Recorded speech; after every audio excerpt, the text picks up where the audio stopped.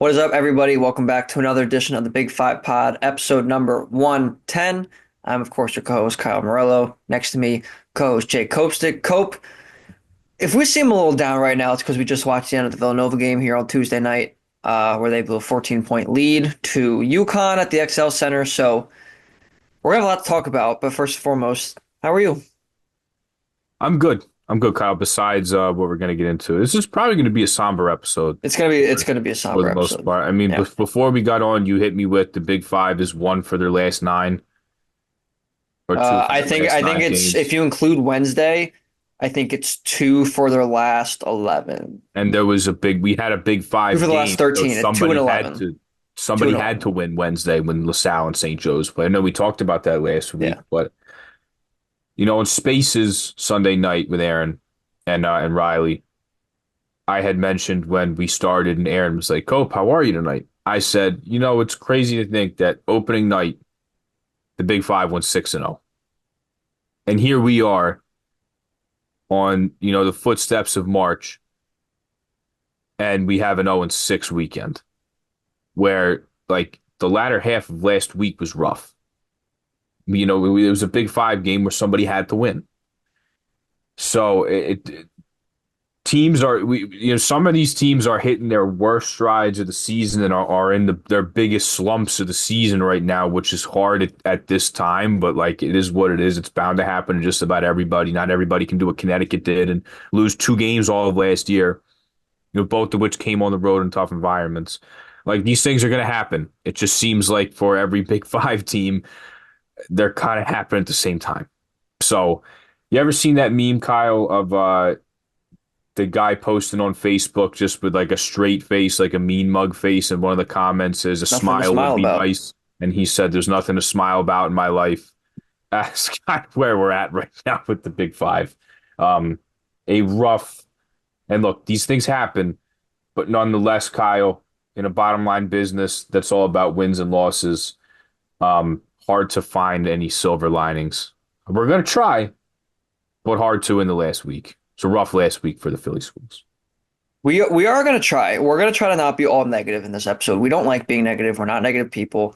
And I think and hope that you guys have found that in our coverage of the last 2.5 years that even when there's been negative things, we have not gone completely in on it. Maybe there's been times, earlier on where we've, maybe been a little bit too much and try to reel it back, try to be more objective. And uh, I think we do a pretty good job with that, Cope, overall.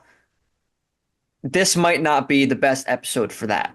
And it's just, we're going to be real. This is, if that's the other side of the objectiveness of everything, is that when things are going bad, we have to be real about it too.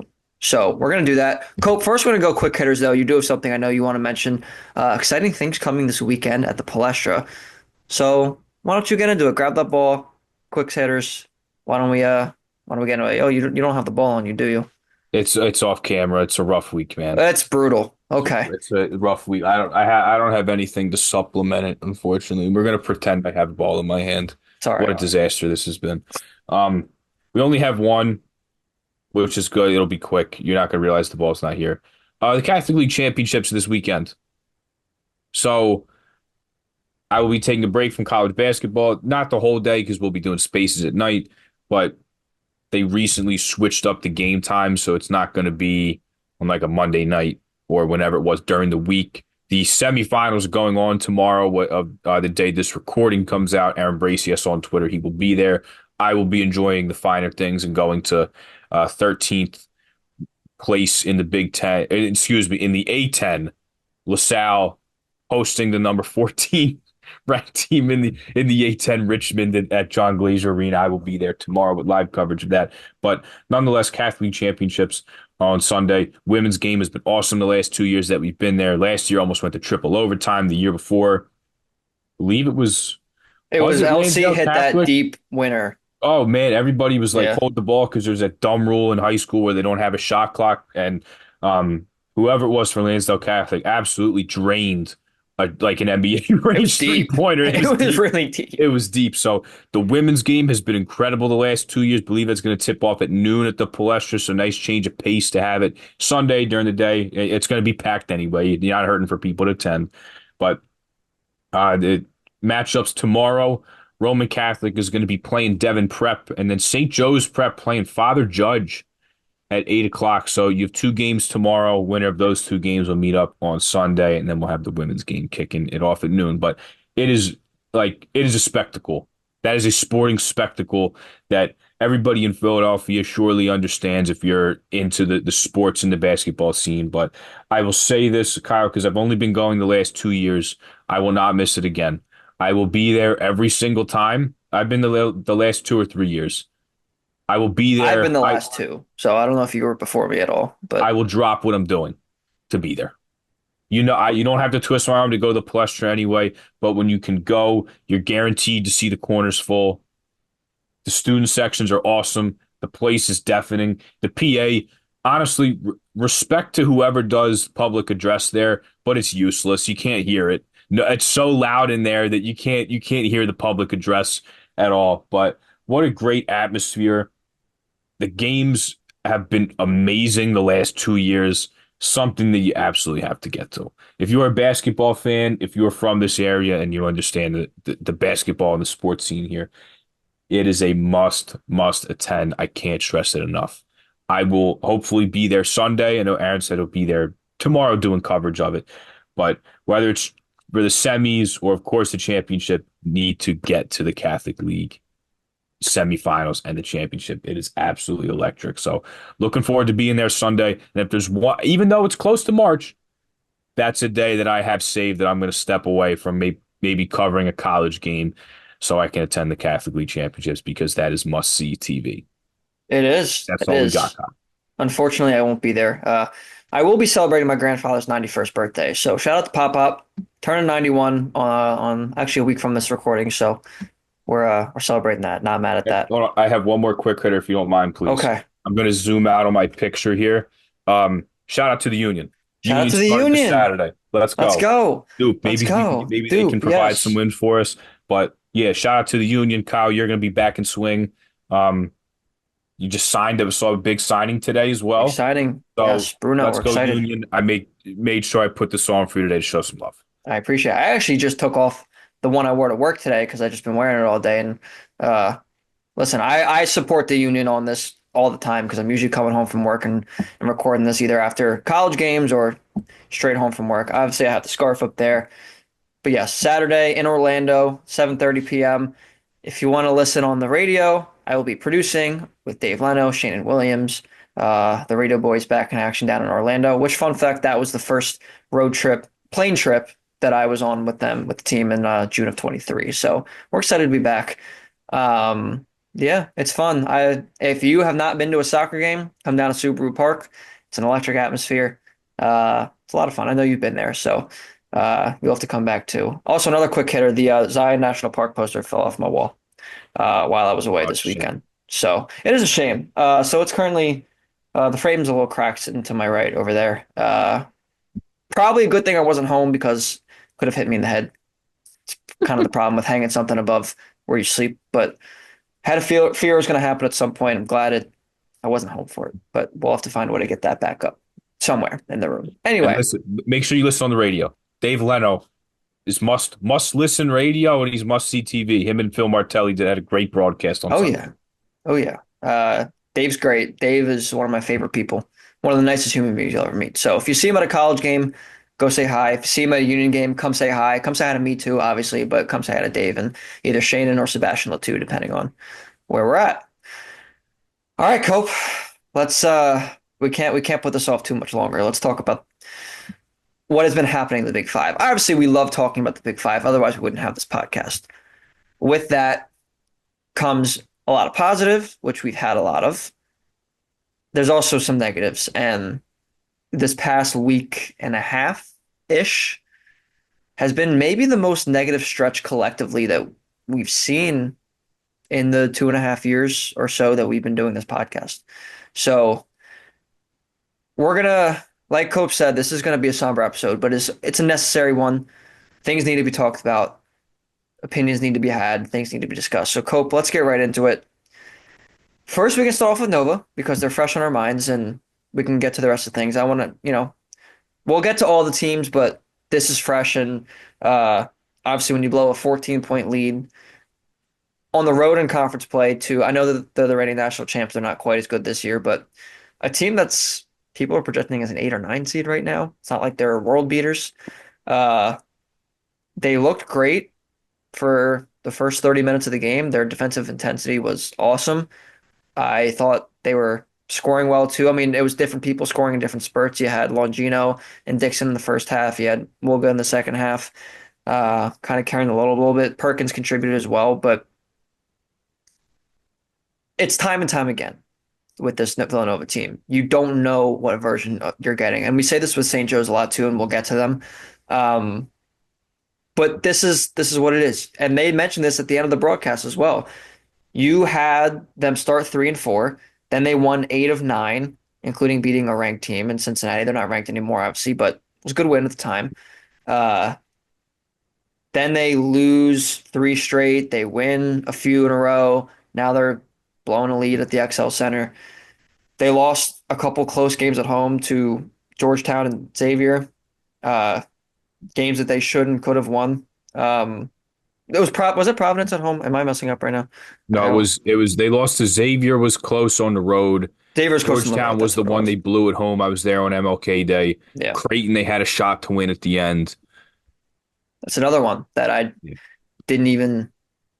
I was so messed up by this UConn game that I didn't even. But then there's also Providence on the road, which is also fresh in our minds from this weekend, where they're coming off winning three in a row. They're coming off the high of beating the number 19 in the country in St. John's at their place in a crazy game that I was at, thankfully, and it was a very fun atmosphere for that. But Providence team that was down four rotation players, two out for the season, and they're flat.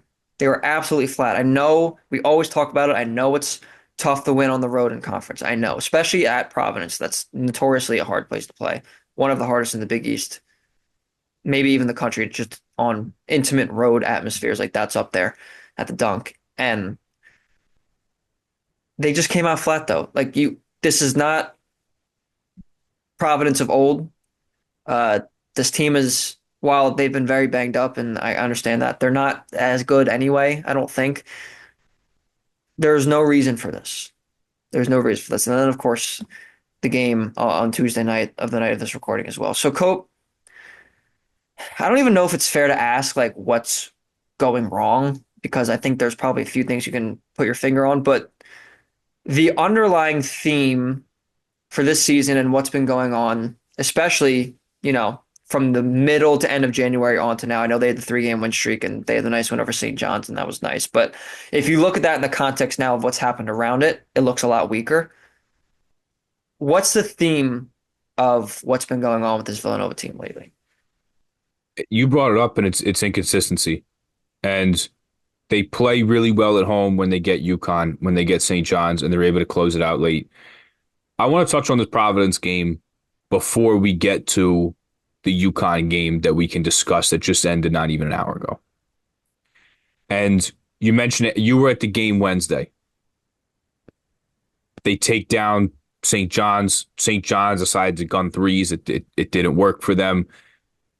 They played really tough against a team that's notorious for out toughing you and end up winning. This Providence, and then they go into Providence. They're starting to creep back into the bubble picture a little bit. You're on that like considered portion of Joe Lunardi's, you know, what his bracket projections, and that's 10, 12 teams removed from the field, like from getting in the field. So you put yourself in a position to get there, and that's after they beat Xavier Super Bowl Sunday. It was a nice little stretch for them, and they just straight up didn't get up for this game. They didn't get up for the Providence game. I would go as far, Kyle, as to basically say this was a no-show. They didn't travel to Providence. Because this was a game where, like you mentioned, Jabri Abdul-Rahim and Bryce Hopkins are out for the season. This was also a game where Wesley Cardette and Corey Floyd Jr. were out. 6 guys played the bulk of the minutes for Providence. Kreese Hassan played 7 minutes in this game, and he's been off and on in the lineup. But they just straight up didn't get up for this game. Providence goes on a big-time run late first half, early second half. Providence 13 to 27 from the three-point line. They took 44 shots in this game, 27 of which were threes. They're going to get them up. You have to defend that against them. They did that when I saw Nova play at Wells Fargo against Providence. That's the whole reason this game was even close. Providence took a lead at the half because they made seven straight threes. That's what they do. It's going to be bombs away. They're going to put them up. And they had a really good shooting game. And here's another thing, Kyle. Providence beat Villanova by 13, which quite frankly, I don't think the score was indicative of how the game went. And Providence was 16 to 28 from the free throw line. They could have beat them by 20. They could have. And it just was a game where Providence played harder. They they were just a tougher team that wanted it more, which is really disappointing if you're Villanova this season because it goes back to the point of consistency. You see them beat UConn, you see them beat St. John's, and then on the road against a team that's shorthanded that they should beat and have no problem beating. They kind of they get dominated a bit here. So that's what's really concerning. And then you look at this game tonight. And UConn battled back in the first half, but that was a really good first half from Villanova. Defensively, they were brilliant at times, switching and moving as a team. And then you look in that second half, and it wasn't an efficient night really for anybody in this game. But that second half to score 6 points, really in the last 12 minutes of this game, is it's hard to even wrap your head around when you have the leading scorer in the country and Muga Poplar's seemingly been playing out of his mind lately. To score just 6 points, and look, you got to give credit to UConn because their team defense was good. There was a couple late possessions where they were awesome. Taris Reed came off the bench, and his one-on-one defense in some situations on Eric Dixon was terrific. And he offensively, Taris Reed was good off the bench. But plays like there was a couple plays late, like you have a turnover off the press. There was a play where Villanova breaks the press. Tyler Perkins puts up a quick three. He was open, but advantaged UConn on that possession because they're trailing, and you're putting up a quick shot on a night where the threes aren't falling for you. Little things like that. Offensively, they couldn't get anything going, not only for the pretty much the whole second half, but late. I mean, UConn, to use a Mark Zumoff quote, they locked all windows and doors on him. Like, Taris Reed prevented Eric Dixon from even putting up some shots. They forced essentially a shot clock violation where Ruga Poplar got the ball knocked out of his hands and it's throw up a prayer. Like it was just so much that went wrong for them in a game where they were up 14 on the back-to-back defending champs at their place, staring down the barrel of a sweep of these guys. The script flipped so much. Those people tweeting how funny would it be? Jim Root is awesome from Three Man Weave. It was like, how funny would it be for UConn to miss the tournament? Yeah, I saw the That's what exact it same was. one. That's what it was at this point. It just got totally flipped on its head.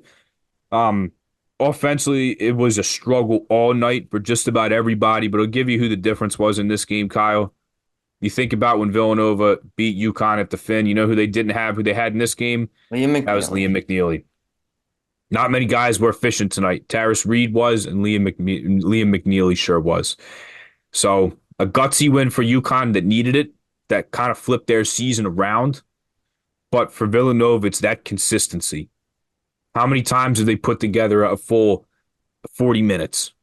And you've seen it in stretches, but you've seen some collapse. The Georgetown collapse was like an inexcusable one for that, how they had played in that game pretty much without Luka Pop. I know I'm kind of dancing around here, but it's consistency. You want to make the tournament, you want to be a good team, it's consistency. You lose to Columbia, you win these good games at home, you win these games in Big East play. Like, it's a consistency thing that it's frustrating on a team that's got the leading scorer in the nation, in the entire country. Poplar's been awesome. Longino's strung together a healthy season in which he's done a lot of good stuff for them. And here's another thing, too, that I think they just need Jameer Brickus to score more. They need him to score more, and his assist numbers have kind of jumped up and down here. Like they need more out of him. They need more of that LaSalle guy that they got in the portal. But they So it's also, I don't think they consistency. I don't think they made that. They're not making their offense around him. Obviously, they're not making their offense around him because they have Dixon No, and they have other of guys. course not. But that's like he's your fifth scorer, probably, right? Like I you would have you maybe could make the fourth. argument with how Perkins plays at times, but Yeah, like they need more out of him. He's shown this year that he can provide that at times for them. He was really good the first UConn game, yeah. but the scoring, the assist totals, like they they need more from him. When you have a night like this where it's like Poplar, Dixon, pretty, they were 10 of 34 combined from the field, would be nice to have some more production from him. And it's just been It would. last month or so. It seemed like he's just been a bit different than when it was when he first started and the season was early. It seems like he's hit a bit of a wall here as of late.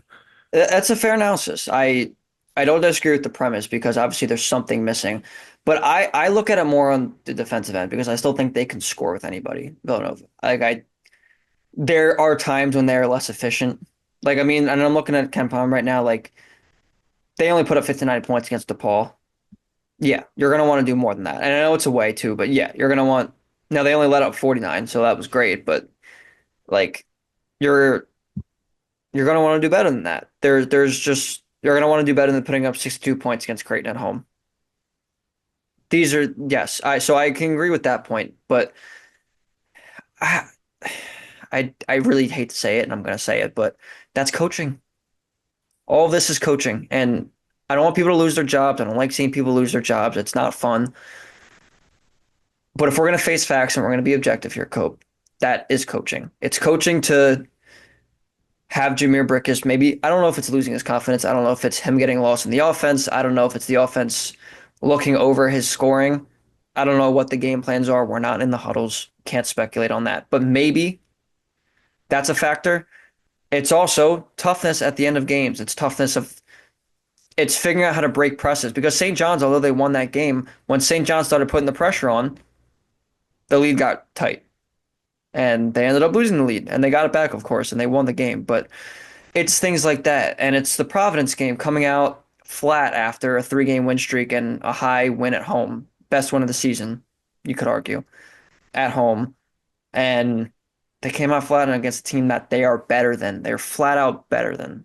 And, you know, it's preparedness. It's everything. It's everything that I'm well versed in this stuff as a Jets fan. So take it from someone who's seen this for many, many, many years, and especially in the Robert Salle years. And I don't think everything was his fault. We can go into the whole soliloquy about the Jets another time. But in terms of comparing it coaching wise, like Robert Saleh's record coming off extended rest, bye weeks, or to start the season, or after a Thursday night game, whatever, was like 3-10, 3-11, something like that. Like there's you can say whatever you want to say, and you can try to motivate your team, however, and try to apply things. But when you come out flat and you're unprepared, people see that, and it matters. And the inconsistency part, excuse me, I just said fart. Inconsistency part of that too is it all connects. And I'm not gonna, and we've said this on Spaces before, so this isn't anything new or groundbreaking. I wouldn't be surprised if there are some new coaches in the Big Five next year, and it wouldn't surprise me if this was one of them. I'm not saying it's going to be, but if you look at it objectively and you look at the new athletic director who's going to be coming in, or it did come in now, I guess he started now. Um, you take a look at all those things, the pieces fit. And that's all I'm gonna say about that. And you can say what you want before we wrap up Villanova here about that, but it's just it's real, and these are all the things that add up. And unfortunately, the writing might be on the wall a little bit. That's all I'm gonna say about that. Yeah, no, I mean it's totally fair to say that. And think back to when we interviewed Ashley Howard in the offseason. And we were like, hey, like what didn't go right last year? What needs to be corrected for you guys to be a tournament team this year? And he said, well, think of, one more bounce goes our way. One more game. I mean, for Villanova, one more game goes their way. All they had to do was win two of their last three. They win at Providence. They need one of at home against Creighton or at Seton Hall. Seton Hall, that team was tough as nails, and they kind of put it to them at the Prudential Center. I was there for that. And then the Creighton game, Creighton had, basically had Doug McDermott and Ethan Rogge out there. Gets off to like a 32-8 start. Nova comes all the way back, and it's a Trey Alexander floater that sinks them. You know, they had a loss late in the season at Xavier where they didn't get a shot off. They have the Creighton game that's close. Excuse me. Like, they lost to Drexel last year in a close game. They lost to Penn last year in a close game. They lost to St. Joe's last year, well, where St. Joe's kind of put it to them. But you win a couple more of those close games, we're having a different conversation about Villanova. You eliminate a bad loss against Georgetown and you win this game, and you beat Xavier at the Cintas Center, who's teetering on the bubble right now. We're having a different conversation about this team. And 3 years in, that's kind of what it's been. You're seeing the same problems late in games, whether it's one way or another, and there's different ways in which they're losing these games. It's all fair to say, and it's a pattern at this point, Kyle. Unfortunately, Yeah. it's a pattern with the late game mishaps that are costing them games, costing them shots at the NCAA tournament. That's been a thing here for 3 years under Kyle Neptune. Is all fair stuff to say. Good teams find a way to win, and mediocre or bad or inconsistent teams find ways to lose. Again, going back to my Jets analogy, I've seen it a lot. And I'm not saying this Villanova team's bad because they're not bad. They're not a bad team. Seen them beat good ones. Seen Seen them them beat be good good ones. teams. We've seen great performances and But great stretches, like you mentioned, but it's a yeah, problem. can't lose some of these. That's literally the difference. Yeah. That's literally the Losing to difference. Columbia, like you mentioned earlier, is a difference. Uh, Losing to a Virginia team who's got their doors blown off them by Duke. I know Duke's incredible, but like they're a mid team. The ACC kind of is not a great conference this year. That's one you want to have back. The Maryland game would look incredible right now. They're one of the hottest teams in the country. I think they're gonna, There's another one they blew a big lead in. yeah, lost by one on a neutral floor. That win right now would look great because, and we'll talk about it in a few weeks, but Maryland's like a little bit of a sleeper team right now, I think for me. They might be the top to bottom, the most complete team in the Big Ten. Argument's sake for another time, but they're a good team. Um, yeah, there's a lot of these on there. They were at the Garden, the game you were at with St. John's. They were in that game late. They ended up losing by 12. But with 2 or 3 minutes left, that was a 1 point game. I remember following that myself, but I know you were there. But that's another one. Georgetown by one at home, Creighton by two at home. It's the little things that add up. So we could probably go the entire episode just talking about Villanova. That would not be fair to the rest of the Big Five. But some of these problems are gonna keep coming up for the other teams. We can go to another one, unfortunately, that some of the similar things have been happening to, and that would be the St. Joe's Hawks.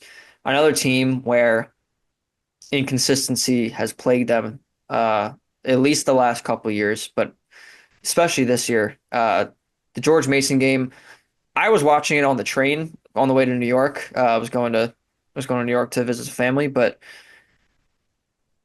it's, the little things where it's like they kind of had a broken play in the last play. I know they were trying to get it to X to go downhill and they defended it well. X almost hit the shot, but they blew a lead in this game as well, double digits. Uh, but then the game that you were at last week, they have a nice win at home against St. Louis, who maybe they haven't been as hot lately, but still a decent team. Uh, Lose at Loyola Chicago, a team that they blew the doors off of a few weeks earlier that I was at Hagen. Dayton lose a close game. VCU, they lost, obviously. Duquesne, they lost in overtime, a game they should have won. It's This is another team too. So Cope, I know we'll probably talk about the same things. I don't know if there's anything different about this specific team that you have, but I mean, can this team and the schedule lightens up a little bit from here, so maybe they can go on a run, get some momentum. Is it too little, too late though for St. Joe's? What's crazy is there's so many teams jumbled up in the middle that like a double bye is still in play for them. It still is. But they And shouldn't be 6-6 in this conference. no, no. And last year, same thing. Like they're too good to be 500 in this league. They just are. And the schedule's going to lighten up. They're at George Washington tomorrow. I'm going to be there Saturday afternoon. They have a 12:30 game on USA Network. They're playing Richmond, who I'm going to see tomorrow. Who, as I mentioned in my opening, They're 14th out of 15th in the A10. It's going to lighten up for them. It's really disappointing they didn't win this game, obviously, because they blew a big lead. But George Mason just did what George Mason does to them, which is just scratch and they're it's almost like a St. John's light, so to speak, that they're they have turnover issues that maybe St. John's doesn't have, but like offensively, like they're not some juggernaut. They're not some like I don't even know if I would go as far as to say that George Mason has like the pure talent that some of the teams in the A10 have. But Like St. Joe's, they're just honestly. physical as hell, man. They're tough, they're physical, and the whole game, I never thought St. Joe's was going to run away with it. I thought George Mason was going to find a way the whole entire game. And to their credit, like there was some foul trouble with Rasheer Fleming again. That there was a phantom foul where some guy tripped over his own feet, and they bailed him out with a call on Rasheer.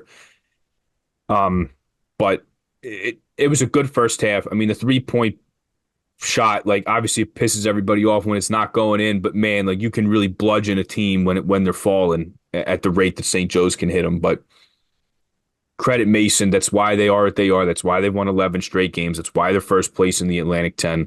They scratched, they clawed, they did everything that they had to. They defended really, really well at times in the second half. And X Brown, I don't.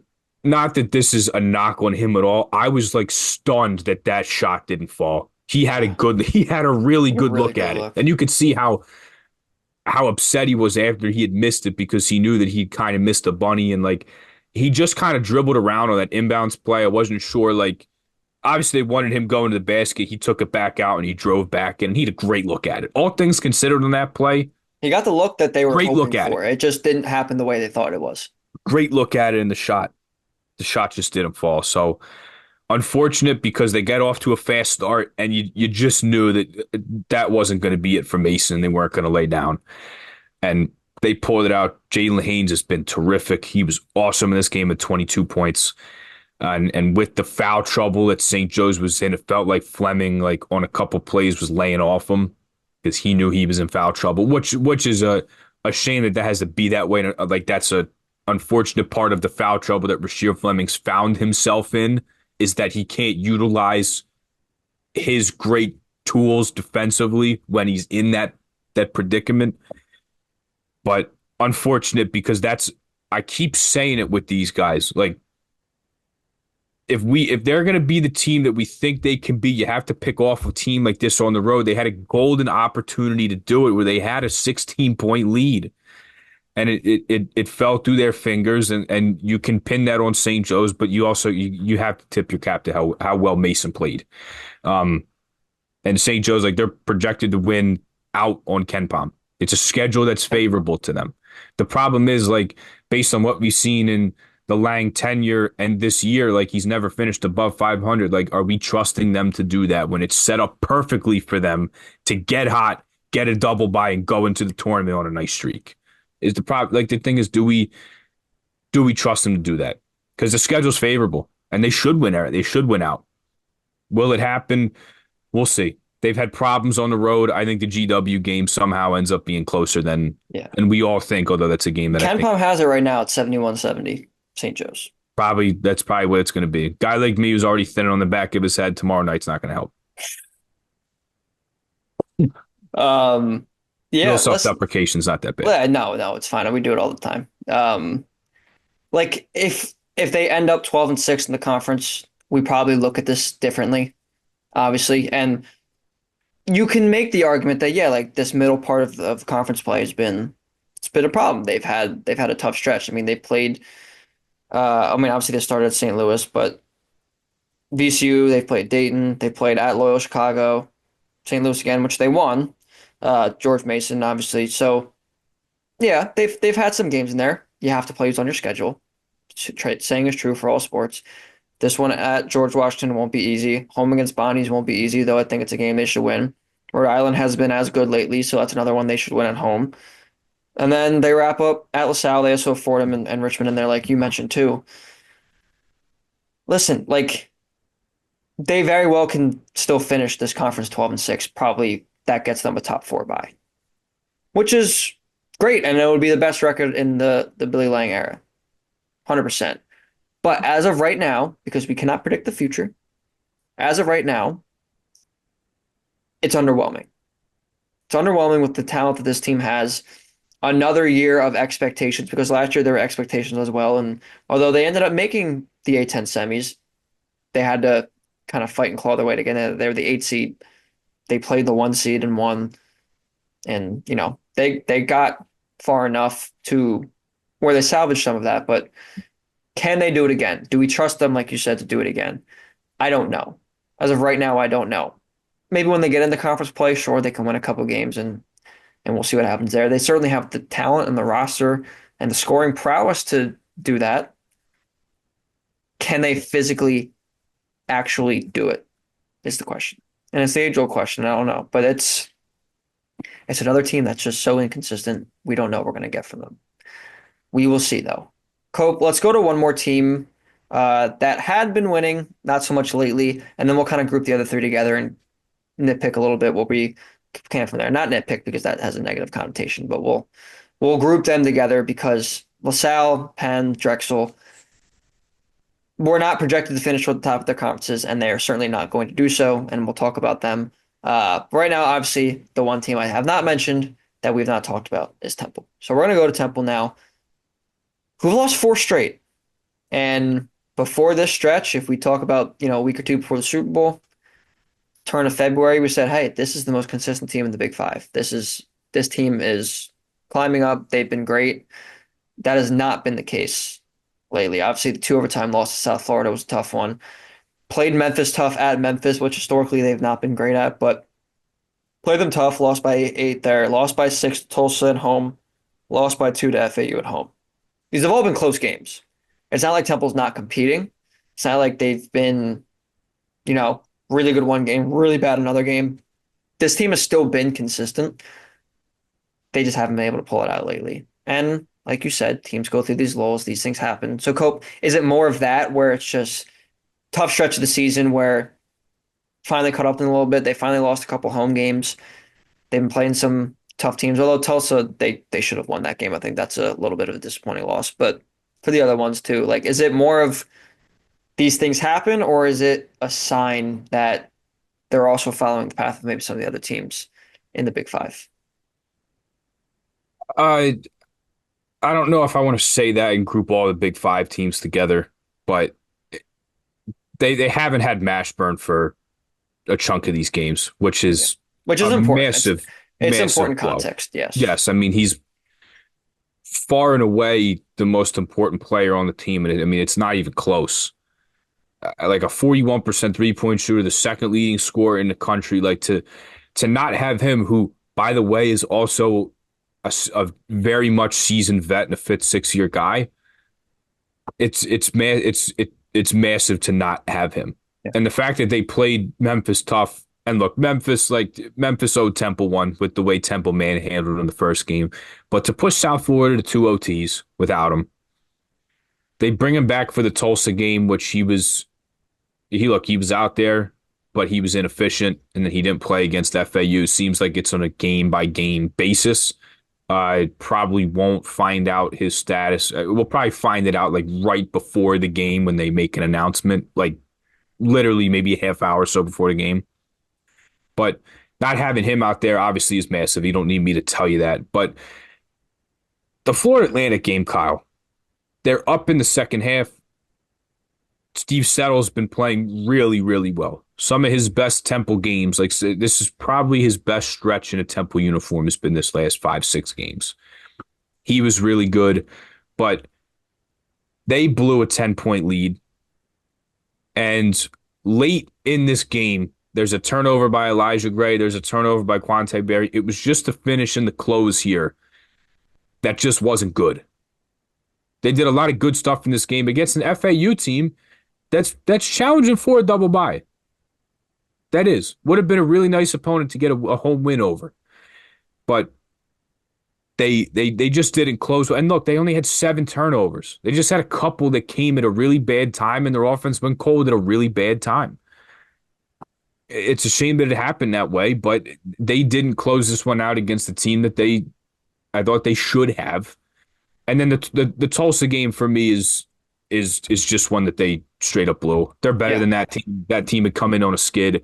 That team ended, the fact that that team ended their home winning streak is disappointing.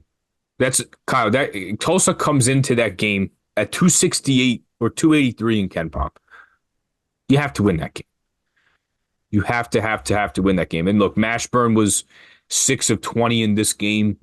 He was inefficient. I think you have to uh, attribute a good amount of that to the. I mean, he probably tried to play through injury at that point. I don't know that for sure, but just speculating the fact that like he's out, he's in, he's out again. It's day to day. He had an inefficient game, and there was a good chunk of other guys that did. But I look at a guy like Zion Stanford, and like this guy has all the tools to be a really, really good scorer off the bench.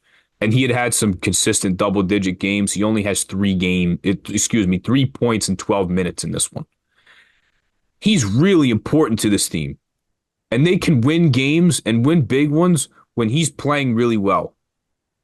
But they consistently, like Zion Stanford has all the tools and all the ability to be a really good bench scorer. And it's games like this where I think that's magnified if he has an off game. Because if he comes off the bench and can pour in 10 to 15, maybe more than that, like he had been playing really well, Temple wins this game. Yeah. They do. He's as crucial as anybody off the bench for them. We've seen DeZoni have some good games. Elijah Gray offensively has been pouring in some points. But I look at a guy in Zion Stanford. That dude is the ultimate swing piece for this team. And if the offense isn't there for him, like where does it come from off the bench? You've seen really good things from DeZoni at times, but they they really need Zion to score. And then he has 8 points, goes 1 for 8 against FAU. Has another off game there. So he's a massive, massive part of this team, and they really, really need him. And if Mashburn is going to be out, that scoring's got to come from somewhere else. That's the most capable dude it can come from, and the dude that can get hot in a hurry. Yeah. So, but it's the health of Mashburn, Kyle. Before anything else, the health of the second leading scorer in the country is a massive blow to what they have. But it's disappointing to see him get off to the start they did. They beat Memphis, at one point held the lead, and were first in the American, slated for a top 4 spot, and they're going through a rough patch at the wrong time against teams that I think they can beat to get to that top spot, and they've had trouble on the road. They've only won one road game in the AAC this year. So you drop a couple at home where you've been unbeatable. They're starting to tumble out of that top 4 spot right now, which is disappointing because I thought they had every ingredient to be able to do that, and I've been very adamant about that since we've started this year. Yeah. And I think of the teams who have not been doing well, I think I'm least concerned about Temple, mostly because of Mashburn, but also like these games, like I said at the onset of this, like these games have been close. I think Zion Stanford's played, as you mentioned, played some of his worst couple games of the season in the last two. Um, like they still have the makings of a team that can compete in the AAC for sure. And once they have Mashburn healthy, that's a difference maker. Will he be? We'll see. Like as you said, college athletic injury reports are not always timely for everybody, and you never really know until right before the game whether someone's in or out, or unless they've been ruled out for like several weeks or whatever, of course. But when it's something like this where it's day to day, you never know, and you never know how things can linger. We're not going to speculate, but hopefully he gets healthy, he can come back and be the Jamal Mashburn Jr. that we know. But until then, we'll see. But I still think even without him, Temple can compete. And if some of those guys like Zion Stanford and Shane Dezonie, Quante Berry, who's been awesome, step up, they can compete with these teams. Mashburn's the one who helps get them over the top. So Temple, I think of everyone I'm the least concerned about, but disappointing nonetheless, especially the Tulsa game.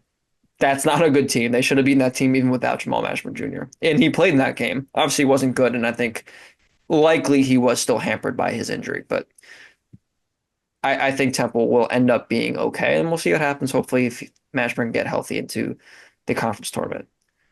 All right, Cope. Let's try to spin a little positive to as we get to the latter portion of this episode. We haven't talked about Penn, LaSalle, or Drexel yet. Of the three who, they're toward the bottom of their conferences, and not that we don't want to talk about them, but it's a little bit less relevant if we know they're probably not going to be among the top competitors of their conference, which is unfortunate. But of those three, which have you, I don't want to say been the most impressed by, because none of them have been impressive. Obviously, we have this bad stretch right now in the Big Five, but which has been the most encouraging that maybe they can find a little bit of footing here the last six or so games of the season? It's tough because there's not much. I mean, it's hard to. Although Penn played Yale, Penn gave Yale their toughest game in the Ivy League, but also Penn could be eliminated from Ivy League like tournament contention potentially this weekend. So it's hard to say them because if they don't make the tournament, it doesn't really matter if they give somebody a game. And quite frankly, like LaSalle, the shooting performance they had just wasn't good enough. When I know we already covered that game last week, but when they played St. Joe's, like their shooting, they only made two threes that game. They had opportunities from foul trouble from Rasheer Fleming. They weren't making St. Joe's was not making threes in the first half. LaSalle goes into the half with the lead. Like they had their chances. They didn't shoot well enough, I think, to capitalize on it. And defensively, there was some breakdowns in the second half. But then they go up to Rhode Island and they battled, and this was close. And Corey McKeithen missed a shot that hit, I think, hit every portion of the rim to make it a 1-2 possession game. And they were clawing back, but Rhode Island shot 60% from the field in this game. Defensively, it wasn't good enough Saturday. And you look at this team, Kyle, and their assist totals have been down. And there's been some games where it's like they need Deuce Jones to bring them home. And part of that's injuries. Part of that is guys having off shooting days. Corey McKeithen has come back down a little bit after his scorching hot start. And Deuce Jones has been continually getting better to the point he's their best offensive player. But it's a tough mix where it's like, okay, if we're not gonna, the assists aren't gonna be up, they're not gonna share the ball, shots aren't dropping, the defense has been what it's been. They're on a losing streak, and it's been a rough go the last, say, 8 games for them. It's kind of hard to pick anybody, Kyle. It's kind of hard. Like Well, it's hard. that's Drexel unfortunately the sits at problem right 10th now. right now in the CAA because they're 1-4 in games decided by 5 points or less in conference. Drexel has had their woes that I've been there. And look, credit to them for being competitive and being in these games. But they have had opportunities to pull them out, and sometimes that's the way the ball bounces. But it's kind of hard to pick anybody. It is. LaSalle, by the way, they've lost 7 of the last 9. Yeah. Hard to trying to be positive, Kyle, but like impressed probably isn't the right word here, and it's tough No, because and that's why I chose encourage. yeah, Like, what team like can we be encouraged by? But to your point, I don't know. I was trying to yeah, be like positive. I don't know. I appreciate you for trying to be that way, but I don't want to like try to be hopeful and like a prayer here. What's that quote from Shawshank Redemption? Hope is a dangerous thing. It'll drive a man insane. Yeah.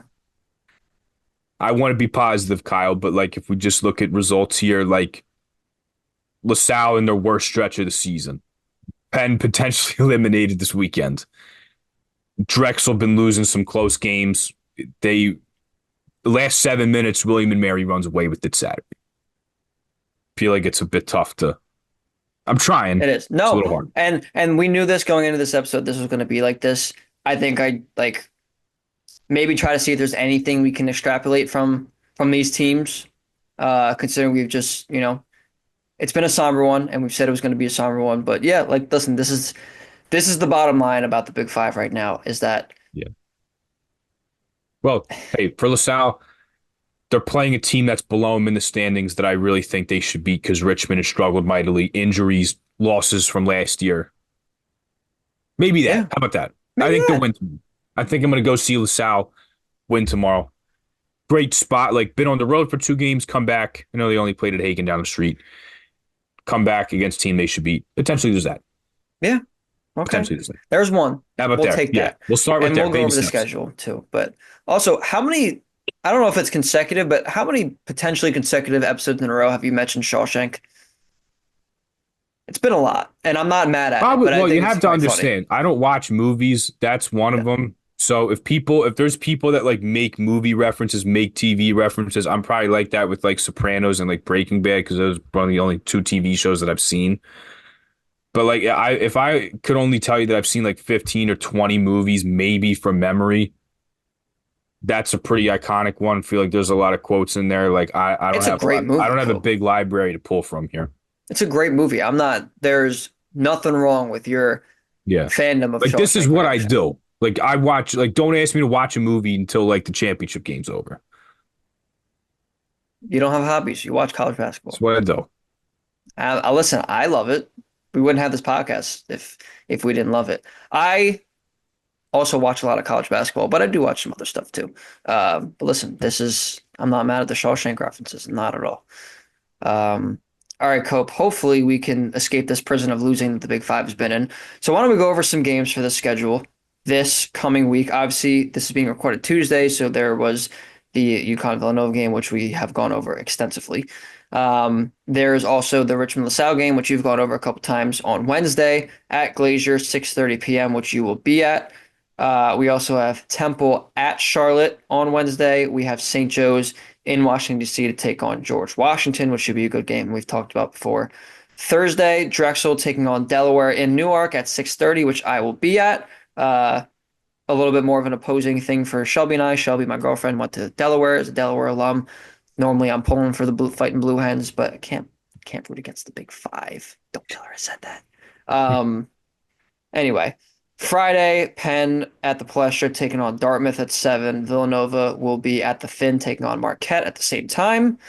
On Saturday, Drexel at the DAC at noon taking on Charleston. Cope, you will be at Hagen, 12:30 St. Joe's Richmond. And Penn will be at the Palestra once again. The Friday Saturday thing with the Ivy League is quite interesting. They're the only league that does that. But they'll be taking on Harvard in that one as well. And then on Sunday, we have Temple in Birmingham take on UAB at 2 p.m.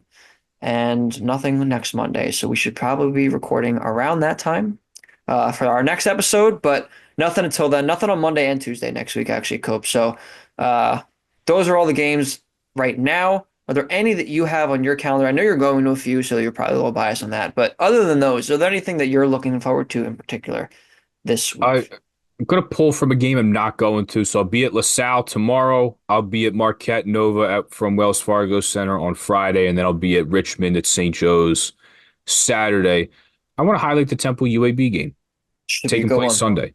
Yeah, And reason I want to do that for Temple, for Babatunde Dorodola, the young fella, uh, they are going to be going up against a big man who's on a freaking tear right now. Yaxel Lendeborg has been, oh my God, on fire.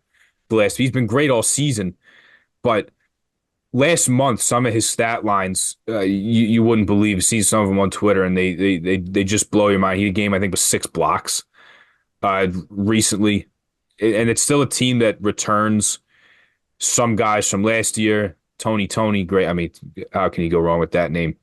Butter Johnson, Christian Coleman, Alejandro Vasquez. They have guys from a team that made the tournament last year. It's still a veteran group. Andy Kennedy's a really good coach, but it's the big fella, man. It's all about Yaxel Lendeborg. You got to try to stop him if possible. I don't know if that's probably means doubling him because man, he's been incredible this year. So it's going to be a tough matchup for them. It's a team that's at the top of the league right now.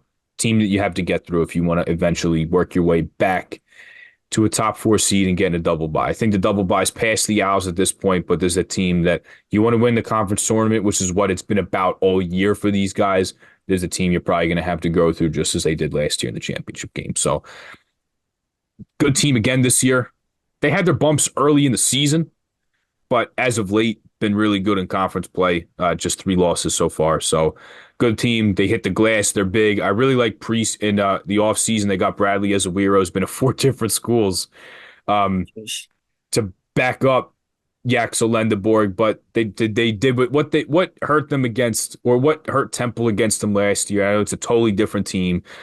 Size, athleticism, length. They ran that zone and they gave Temple a bunch of fits. And once again, it's a team that's going to crash the glass offensively. You're going to have to do down there. So Temple's had trouble on the road this year, and this is a really tough opponent. They're gonna have to go against with a, the best big man in the league and a big man that's going to command a lot of NIL dollars when the season is over and be playing somewhere. Respectfully, people are trying to poach this guy like hell, and he's probably going to end up at a high major next year. For good reason. So For good I'm reason. looking at that. I'll beat a bunch of games. Please say hello to me if you're there. But I'm looking at that game, the standalone on Sunday, which I will catch afterwards because I'll hopefully be at the Catholic League Championship game. There you go. Yeah, Cope, I think both of us picked Jackson Lendenborg to be our AAC preseason player of the year. Uh, for good reason. Really good at basketball. So that's going to be a really, really good one. Do I have one also that will be a good one? Like I said, I will be at Drexel, Delaware in Newark on Thursday night. I will not be able to attend any Friday, Saturday, or Sunday games due to, obviously, we mentioned the Union. Shout out to Pop Up on Sunday for that. I don't know. I want to say Villanova Marquette. I got a little bad taste in my mouth right now with the Wildcats. So I think if I had to pick, it would be that one. But I don't know. This is a tough stretch right now.